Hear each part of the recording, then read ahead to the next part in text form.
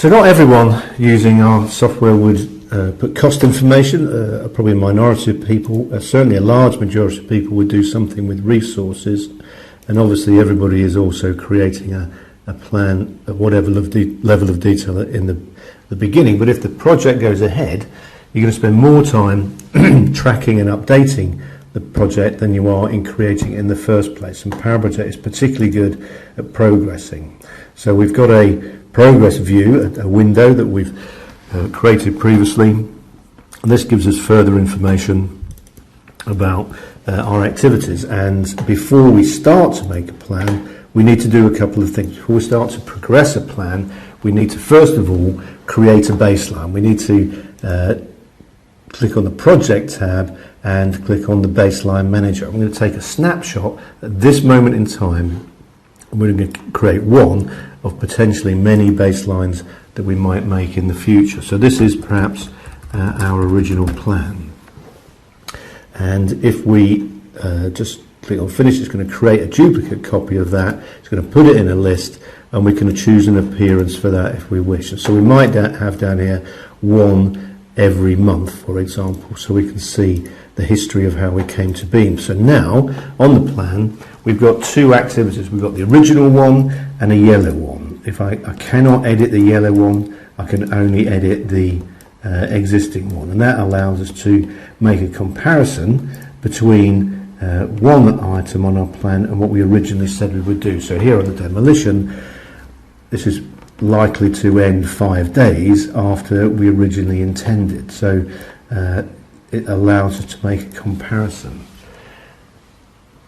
The second thing we should do is we should create a drop line, a progress date beyond which, after which work hasn't happened. So if we go to our Library Explorer again, a unique feature of PowerProject is the ability to have multiple progress periods.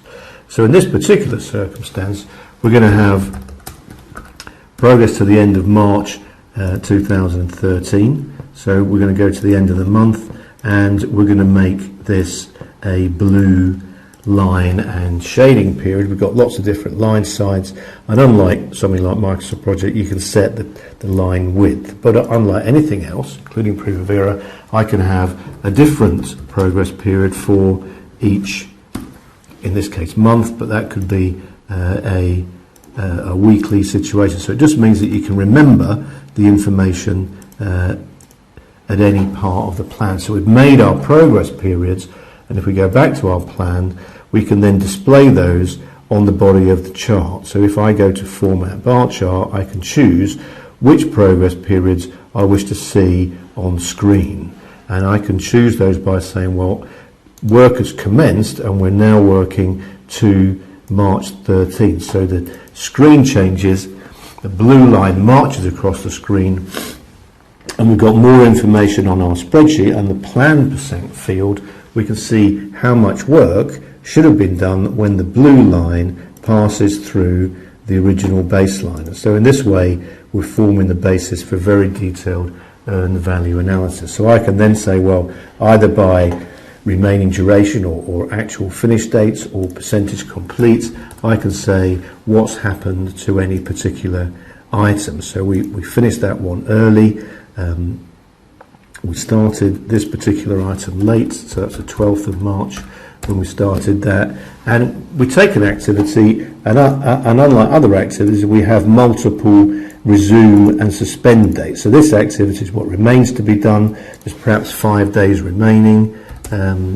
We started it on the 13th, the 12th of March, and it took us 10 days work, but we've had to stop work, and we can see the impact of that now on our plan. So we can reschedule that. We can see the impact. We're going to be a day late on some of these items. Is there anything we can do about it? And perhaps we're just recording it at this situation. And then time moves on, a further month passes, and we now have moved on to our next progress period. So we get the orange line, and now our plan percent complete is where the orange line passes through that particular baseline. So this item here, 80% of that should have been done at that particular date. So we can then say that, well, we've done 100% of this activity, but we didn't finish it until the 9th. So we can keep an exact record, an exact as-built program of what happened, and we can do a